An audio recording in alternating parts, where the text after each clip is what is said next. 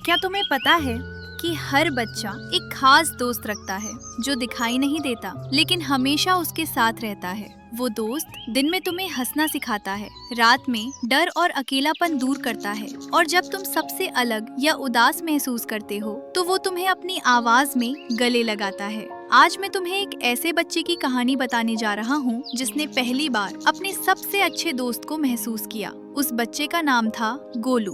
एक छोटे से सुंदर गांव में गोलू रहता था। गोलू कोई शरारती बच्चा नहीं था। वो चुप रहता, ध्यान से देखता और हर किसी की बात सुनता। सुबह जब स्कूल की घंटी बजती, बच्चे दौड़ते हुए बाहर निकलते, हंसते, चिल्लाते, और गोलू धीरे धीरे चलता, जैसे उसे कहीं जल्दी ही ना हो। उसकी आंखें मैदान में खेलते बच्चों को देखती, लेकिन उसके पैर वहीं रुक जाते। वो चाहता था कोई उसे बुलाए, कोई कहे, गोलू आओ हमारे साथ खेलो, लेकिन हर दिन वही चुप्पी। मैदान के एक कोने में गोलू बैठ जाता और जमीन पर उंगली से छोटी छोटी लकीरें बनाता। उसके मन में एक सवाल घूमता रहता, क्या मुझ में ही कुछ कमी है? एक दिन खेलते खेलते बच्चों की गेंद गोलू के पास आकर रुकी। गोलू ने गेंद उठाई, उसका दिल जोर से धड़कने लगा। शायद आज कोई मुझे बुला ले, लेकिन दूर से आवाज आई, नहीं, तुम मत खेलो।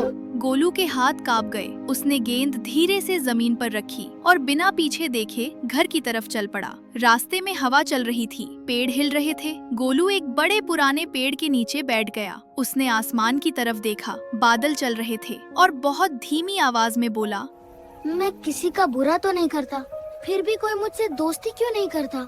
अगर कोई मुझे सुन रहा है तो प्लीज बस इतना बता दो, क्या मैं कभी खुश हो पाऊंगा? घर पहुंचकर गोलू बिल्कुल चुप था। उसकी माँ ने उसका चेहरा देखा और सब समझ गईं। गोलू, क्या हुआ बेटा?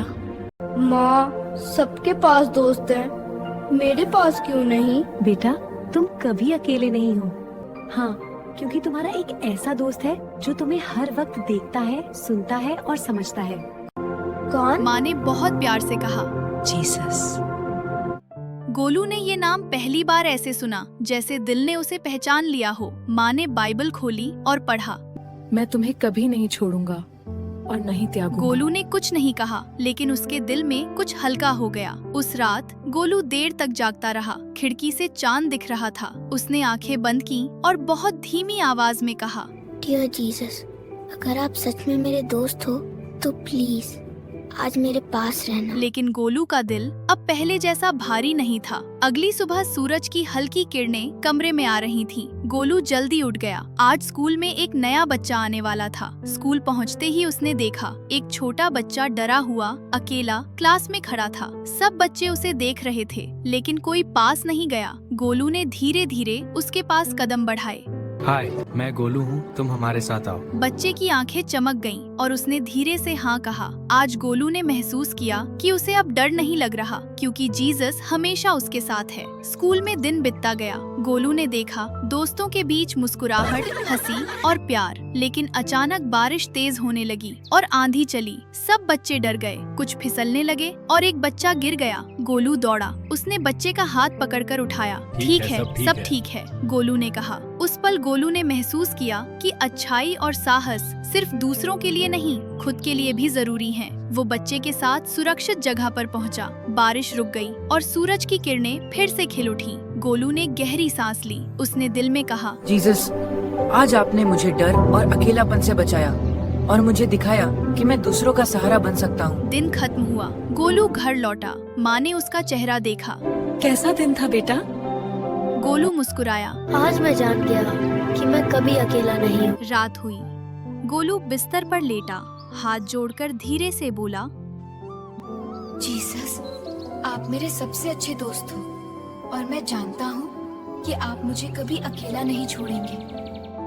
उसके दिल में शांति और खुशी भर गई।